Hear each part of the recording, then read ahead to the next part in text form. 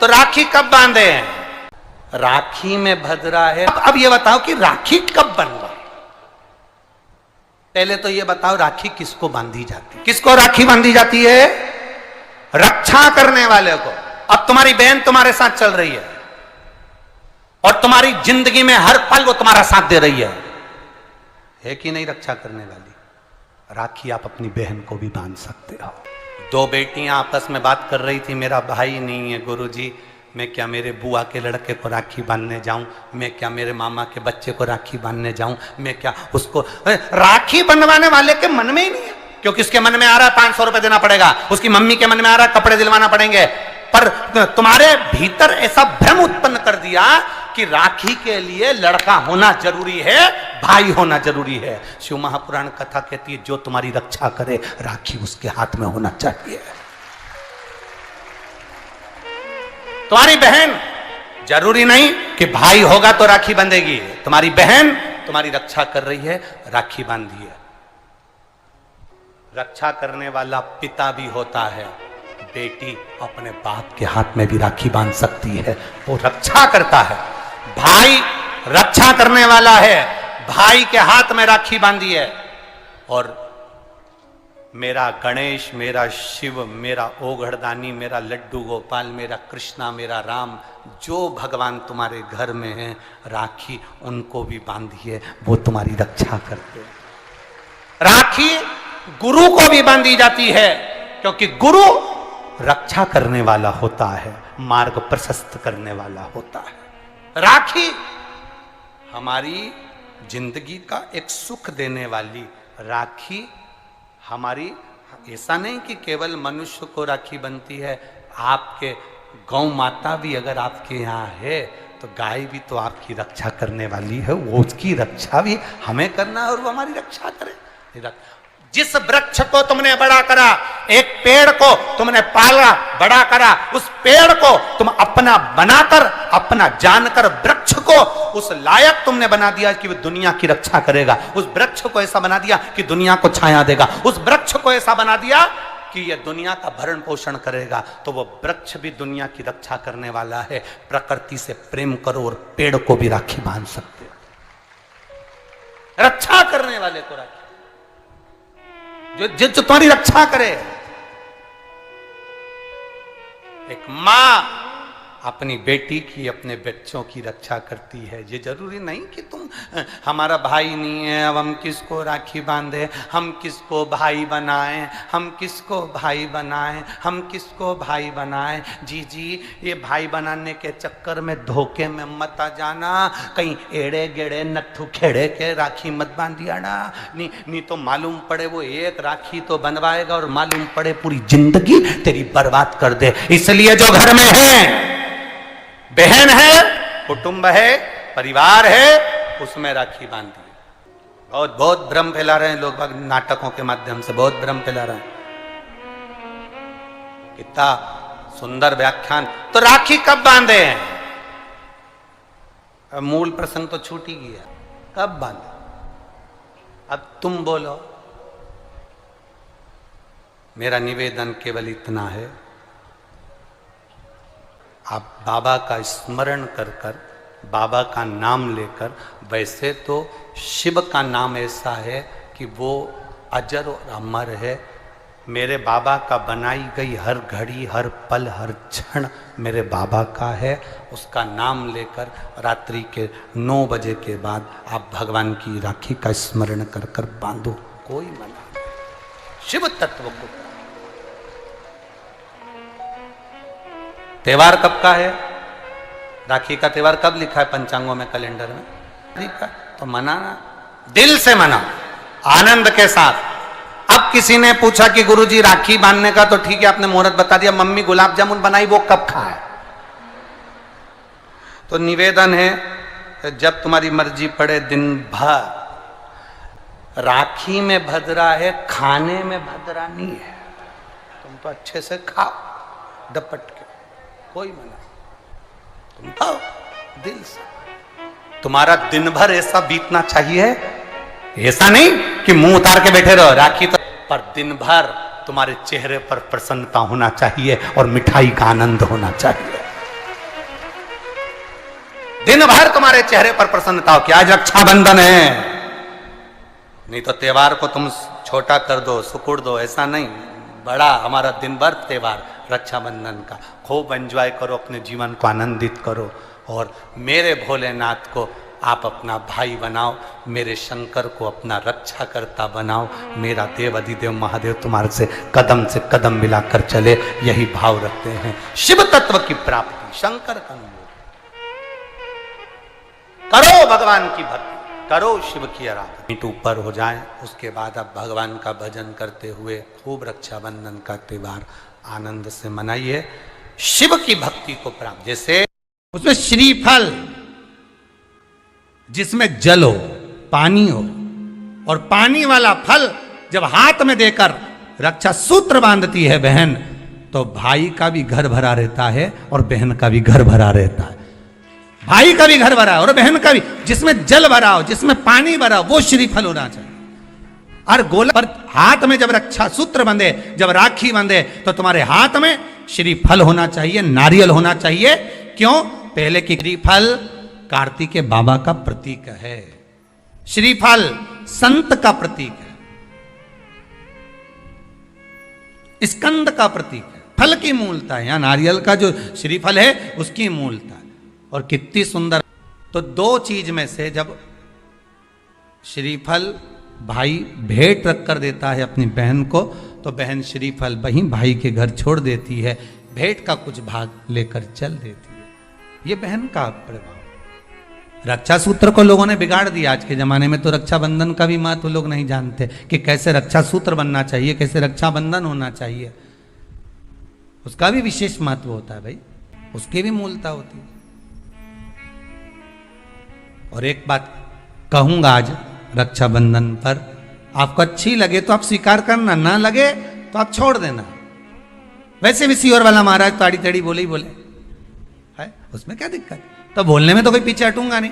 एक निवेदन आप सबसे करूंगा, आपको अच्छा लगे अपने जीवन में उतारिएगा, ना लगे कोई बात नहीं, छोड़ दीजिएगा, पर उतारना जरूर।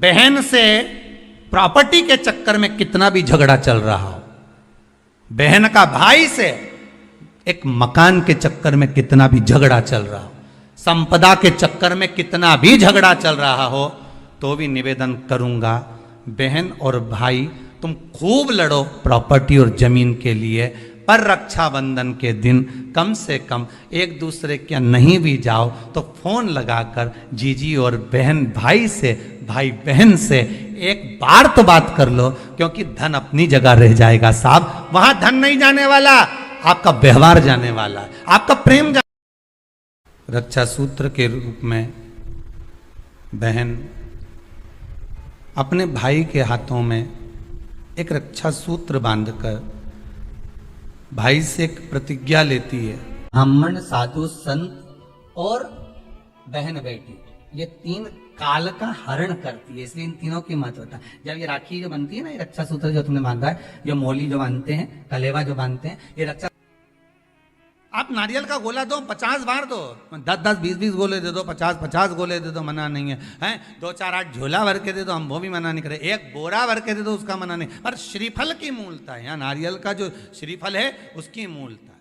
और कितनी सुंदर बात है, नारियल जो बहन भाई को देती है श्रीफल, हाथ भरा हुआ रखती है, भाई को बहन जब श्रीफल देती है तो भाई वही श्रीफल अपनी बहन को कुछ दक्षिणा अर्थात कुछ रुपया रखकर, कुछ भेंट रखकर, कुछ स्वरूप रखकर, जब बहन इतनी दूर से आई वही श्रीफल भाई फिर बहन को दे देता है, ये ले तू ले जा, तू रख ले। पर बहन उस श्रीफल को लेकर नहीं जाती है, बहन क्या कहती है, नहीं नहीं तुझे रखना पड़ेगा, तू रख।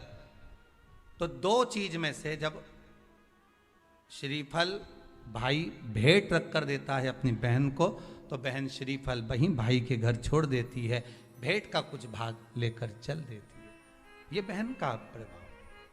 रक्षा सूत्र को लोगों ने बिगाड़ दिया। आज के जमाने में तो रक्षाबंधन का भी महत्व लोग नहीं जानते कि कैसे रक्षा सूत्र बनना चाहिए, कैसे रक्षाबंधन होना चाहिए, उसका भी विशेष महत्व होता है भाई, उसकी भी मूलता होती है। और एक बात कहूंगा आज रक्षाबंधन पर, आपको अच्छी लगे तो आप स्वीकार करना, ना लगे तो आप छोड़ देना। वैसे भी सीओर वाला महाराज ताड़ी तड़ी बोले ही बोले है, उसमें क्या दिक्कत, तो बोलने में तो कोई पीछे हटूंगा नहीं। एक निवेदन आप सबसे करूंगा, आपको अच्छा लगे अपने जीवन में उतारिएगा, ना लगे कोई बात नहीं, छोड़ दीजिएगा, पर उतारना जरूर। बहन से प्रॉपर्टी के चक्कर में कितना भी झगड़ा चल रहा हो, बहन का भाई से एक मकान के चक्कर में कितना भी झगड़ा चल रहा हो, संपदा के चक्कर में कितना भी झगड़ा चल रहा हो, तो भी निवेदन करूंगा, बहन और भाई तुम खूब लड़ो प्रॉपर्टी और जमीन के लिए, पर रक्षाबंधन के दिन कम से कम एक दूसरे के नहीं भी जाओ तो फोन लगाकर जीजी और बहन भाई से, भाई बहन से एक बार तो बात कर लो, क्योंकि धन अपनी जगह रह जाएगा साहब, वहां धन नहीं जाने वाला, आपका व्यवहार जाने वाला है, आपका प्रेम जाने वाला। माना उसने कुछ भी करा हो, अदालत में केस लगा दिया हो, 25 केस चल रहे हो अदालत में, 50 बार तुम्हें पेशी पर जाना पड़ रहा हो, 50 बार झगड़े हो गए, 50 बार तलवार लेकर खड़े हो गए, डंडे लेकर खड़े हो गए, एक दूसरे को मारने को तैयार हो गए, पर निवेदन है एक माता के गर्भ से तुम जन्मे हो, कम से कम उस माता के दूध का फर्ज अदा करो। और एक बार कितना भी झगड़ा हुआ हो, इस आस्था चैनल के माध्यम से आज रक्षाबंधन के दिन भले राखी बंधवाओ मत बंधवाओ, पर एक फोन लगाकर तो पूछ लो जीजी कैसी है, कब आएगी बता, या बहन भाई को कह दे रे कैसा है, भूल गया क्या मुझे, भाई भी कह दे लड़ाई की बात मत करना, आज के दिन बस प्रेम की बात करना कि कम से कम बहन का फोन तो आया।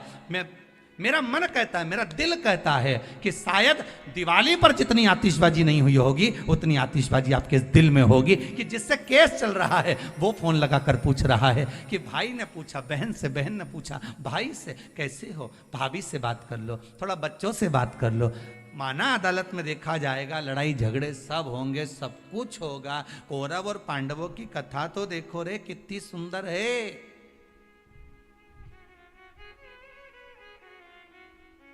कितनी सुंदर है।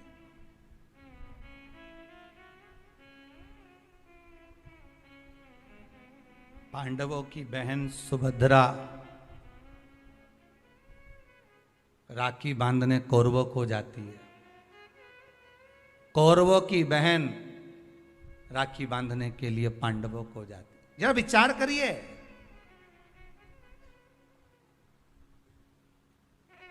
क्या युद्ध के मैदान में लड़े नहीं, क्या युद्ध के मैदान में मरे नहीं, युद्ध अपनी जगह पर है, लड़ाई।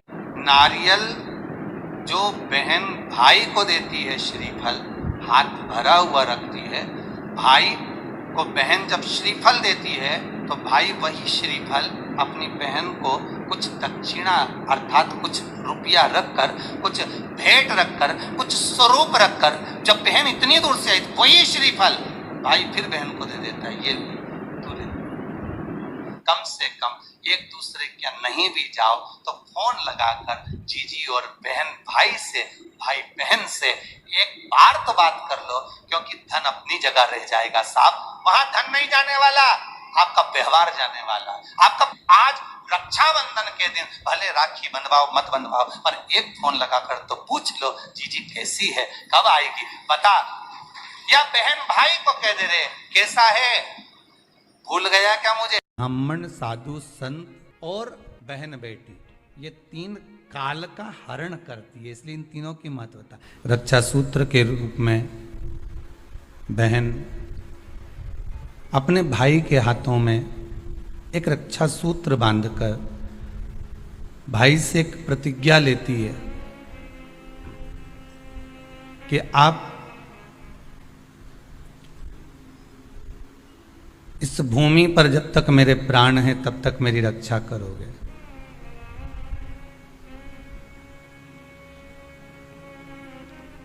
कोई बहन अपने भाई के ऊपर कोई बीमारी नहीं देख सकती, कोई रोग नहीं देख सकती, और ना भाई बहन को रोगग्रस्त देखना चाहेगा।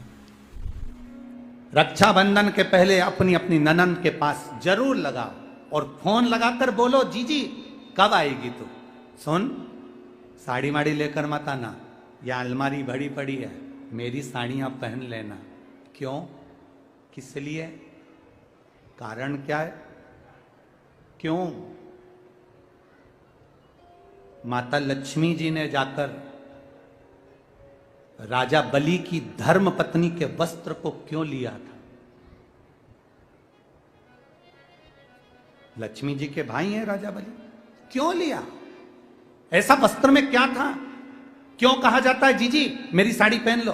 क्यों भाभी कहती है ननन से लो मेरी साड़ी पहन लो, लो मेरी साड़ी पहन लो? क्यों कहती है? 3 काल को हरने वाले होते हैं। पहले नंबर पर संत, ब्राह्मण, साधुजन, गुरुजन जब तुम्हारे दरवाजे पर आते हैं तुम्हारा काल हर लेते हैं। दूसरे नंबर पर है गौ माता। गाय को जब हम रोटी देते हैं गौ माता हमारे काल को हर लेती है।